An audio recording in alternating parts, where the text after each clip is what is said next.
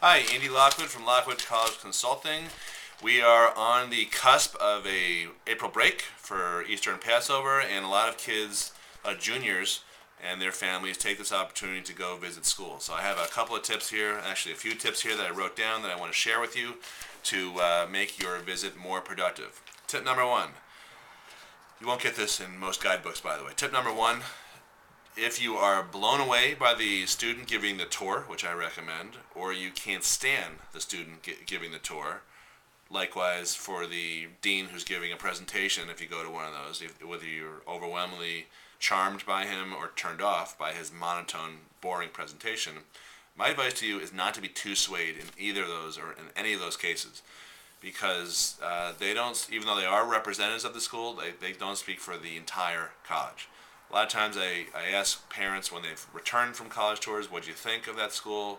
And they'll say, oh my God, this guy gave the worst presentation. I can't see myself going there. That's it's human to want to rule out things and take little shortcuts to to be influenced by that. But realistically, that's not what the whole school's about. So my advice is don't be too swayed by anything that you see in terms of a presentation. Okay.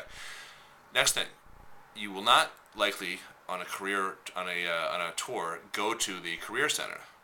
I think it is critically important for you to visit the career center, ask to see where it is. You have to speak to someone there. You want to find out what people do after they graduate your particular school that you're visiting. What types of jobs do businesses recruit?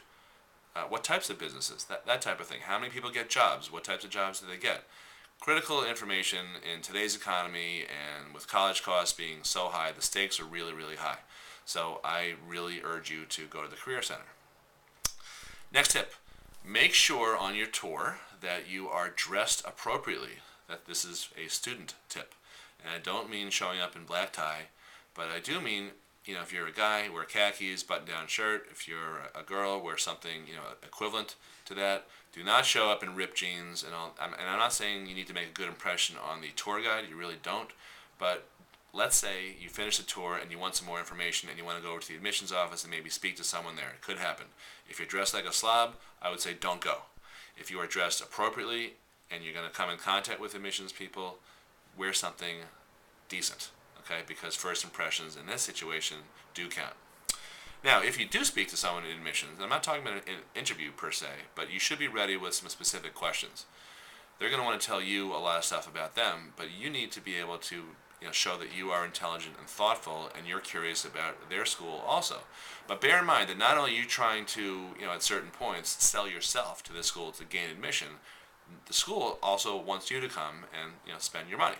So it's perfectly okay to ask questions that reflect this balance of power, this type of dynamic, such as, listen, your school seems great, but when I read the descriptions in U.S. News and World Report or whatever, between this school and school X, Y, and Z, they seem very, very similar.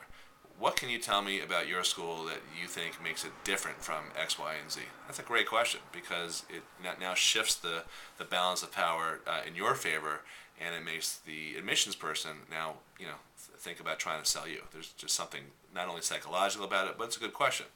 You should also ask questions. Look, I'm thinking about studying such and such. Will I have the opportunity to continue the public speaking that I was doing in high school when I was studying marketing? That type of thing.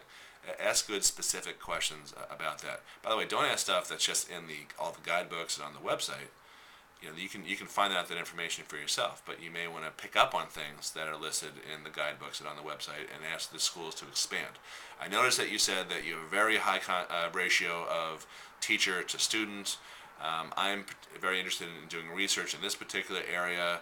Would I have the opportunity to speak, to work closely with full professors, blah, blah, blah. Those types of questions are good. Last question. Last tip. Leave your student, this is for parents, leave your student alone, assuming you feel safe doing so, in the campus center, in the dining hall, in the bookstore, wherever students congregate.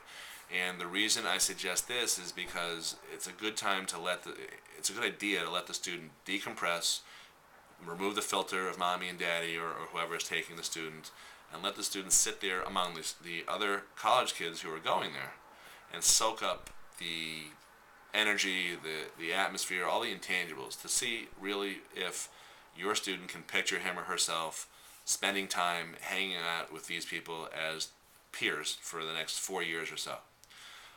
I ended up at Wesleyan University. Some kids visit there and they're turned off. There's a lot of kids with nose rings and tattoos and other piercings and things like that. The person that didn't bother me, that was actually kind of interesting to me. No, I don't have any piercings. But some kids will visit, schools and say, "Oh, it's too preppy. I can't see myself there." That's the whole point. You want to do whatever you can to see if you can picture yourself spending a lot of your time there, living there really for the next 4 years. Okay, those are my tips. I wish you all a good week and good luck visiting schools and good luck with everything else. Bye.